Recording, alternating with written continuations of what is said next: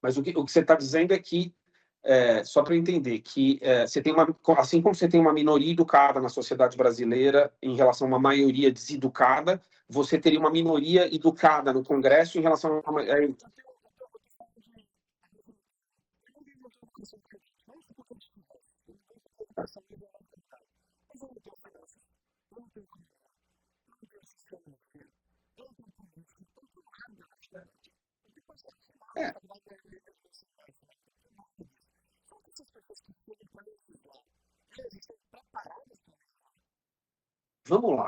vamos lá. Tem várias camadas aí na sua pergunta. A primeira é essa premissa de que o Congresso representa a sociedade. Isso não é verdade, tá?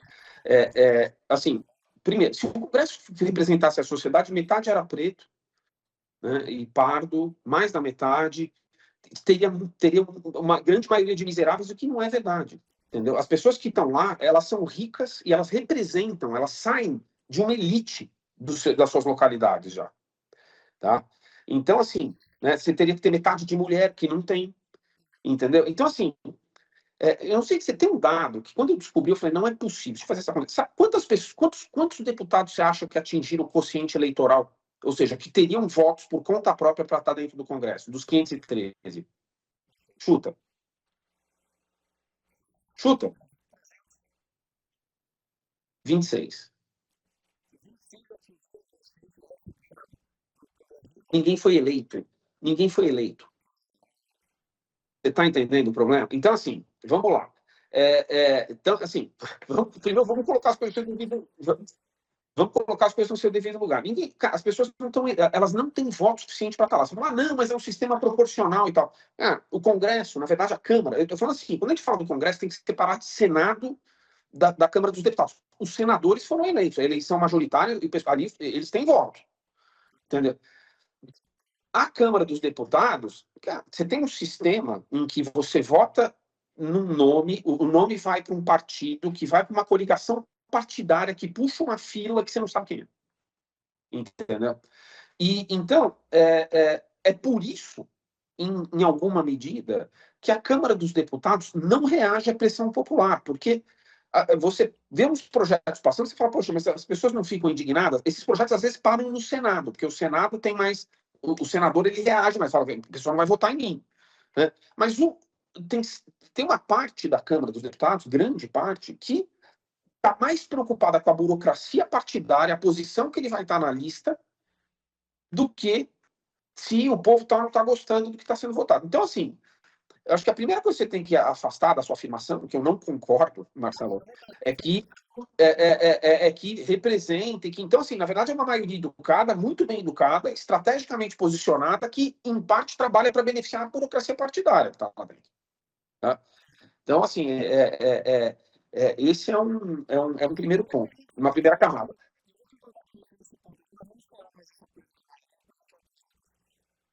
Tá?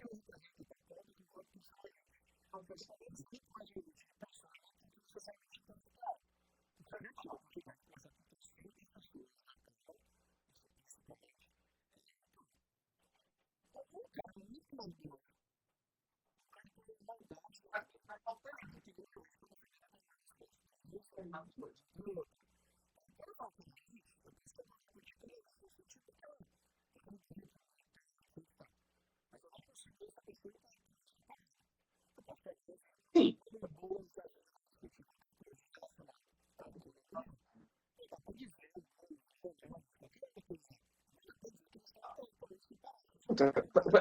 Marcelo, posso te falar? Qualquer nome que você lembre de cabeça é um nome legitimado. Você pode não concordar com o que ele fala, mas se você sabe quem ele é, então, o problema, eu vou te falar, o problema não é o Boulos, de um lado, ou como é que chama o menino de Minas Gerais, lá, o Nicolas. O problema, assim, esses dois, eles têm voto. E assim, você pode não concordar, mas eles estão no jogo democrático, eles foram lá e tal. O problema são os, as dezenas e dezenas de pessoas que você não sabe nominar, nem eu, que entraram lá por conta pelos dois lados do espectro ideológico, por conta de uma máquina eleitoral que empurra pessoas para dentro que a gente não sabe quem são, que estão lá trabalhando, não para representar uma corrente qualquer que seja. Veja, tanto o Nicolas como o Boulos, eles representam movimentos, certos ou errados, que têm reflexo na sociedade.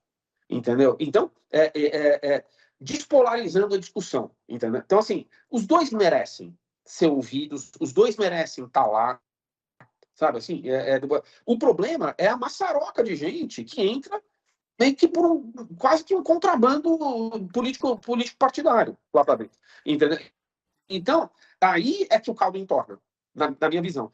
E a segunda camada, uma outra camada que eu queria colocar é o seguinte: você falou, pô, educação e tal. Eu vou te falar, meu, você senta lá, tá, no Congresso. Aí vem o sujeito e fala assim: nós vamos falar agora, você vai votar, eu e você, nós vamos votar reserva indígena. Depois nós vamos votar metal raro. Aí depois nós vamos votar legislação trabalhista. Depois nós vamos votar o Código Civil, que tem todos esses assuntos ao mesmo tempo sendo debatidos ali no SUS. Quer dizer, quem é que tem educação suficiente para tudo isso? Ninguém. Ninguém. Você pode botar o Albert Einstein lá, que ele não sabe de tudo isso. Você está entendendo? Aí a questão é, qual o modelo? O que significa hoje, numa sociedade complexa, você reunir 500 pessoas que vão deliberar sobre tudo? Isso, o que sai disso? Né? Quem é que de fato está trabalhando nas leis? Tem um corpo técnico que está por trás? Em que medida a lei tem que ser elaborada por um corpo técnico? Em que medida você tem que ter uma supervisão democrática que efetivamente seja representativa? Quando a gente pega todos esses assuntos, né, que passam pelo legislativo, de demarcação de reserva indígena, a regras de mineração de metais raros, política de desenvolvimento industrial na Zona Franca. Quem é que tem educação técnica para enfrentar tudo isso? Você vai falar, não, eu passei. Você tem que ser um polímata de altíssimo nível. Então, assim, ninguém tem. Ninguém tem. Então, a questão não é ter, falar assim, não, nós precisamos educar um pouco mais. Né?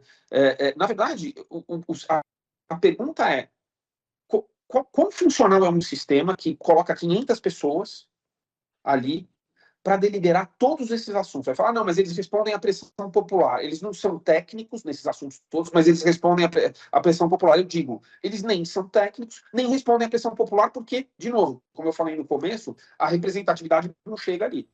Né?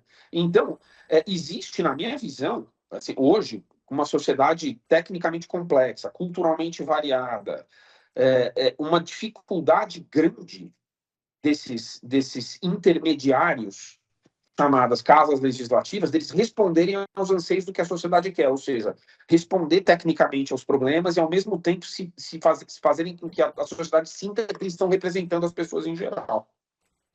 É difícil.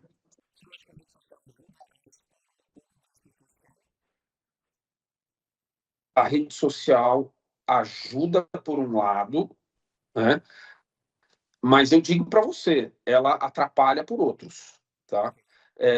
Você tem razão que ela democratiza. Então, assim, as pessoas têm acesso, elas se manifestam, elas opinam, né? Mas, ao mesmo tempo, se a sua intenção é selecionar pessoas tecnicamente preparadas para entrarem nessa discussão, eu acho que a rede social ela não ajuda, porque ela, vamos dizer assim, ela quebra alguns filtros que funcionavam antes. o que está acontecendo o que a gente está vendo? O que está acontecendo com os governos em geral hoje, né? Antigamente, você tinha o sufrágio, então, assim, funcionava o sufrágio, mas você tinha alguns filtros, né? Você que estava falando do funcionamento das elites técnicas, tá?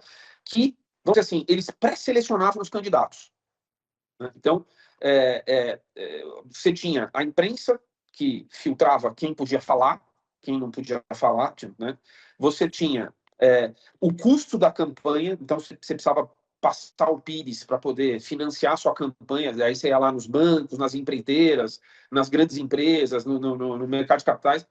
Assim, se a elite econômica não financiasse a campanha, era muito difícil você ser ouvido. Então você filtrava. Filtrava pela mídia, filtrava pela elite econômica financeira, e o último filtro era o partido que ainda existe. Você fala, você precisa se filiar um partido para poder sair candidato. A rede social, ela quebrou os dois primeiros filtros. Hoje em dia, muitos candidatos se viabilizam, se projetam nacionalmente com um investimento muito baixo, porque a rede social permite, eles são ouvidos, né? A pergunta então você não precisa de financiamento de campanha e você não precisa dar bênção da Globo, ou do Estado de São Paulo, ou do Jornal do Brasil, acabou isso, né? A pergunta os candidatos melhoraram com a queda desses filtros ou não, né? A impressão que dá, às vezes, é que a rede social virou um grande coliseu político, entendeu? Em que os candidatos que estão se viabilizando dentro desse sistema, eles são uma espécie de gladiadores desse conflito midiático. E essas pessoas talvez não sempre tenham o melhor perfil para ocupar essas posições. Talvez elas cheguem lá e também não tenham uma pauta técnica tão boa para colocar e igualmente não estão preparadas para discutir tecnicamente os problemas que você está levantando, entendeu? Então, hoje, o que a gente vê, e o que eu estou falando aqui é muito mais um diagnóstico, mas é uma grande crise que, na minha visão, resulta da junção de um lado de rede social e do outro lado da democracia direta, que a gente está vendo no mundo inteiro. O que está acontecendo no Brasil, está acontecendo nos Estados Unidos, está acontecendo na Europa, está acontecendo em tudo que é lugar que tem esses dois elementos.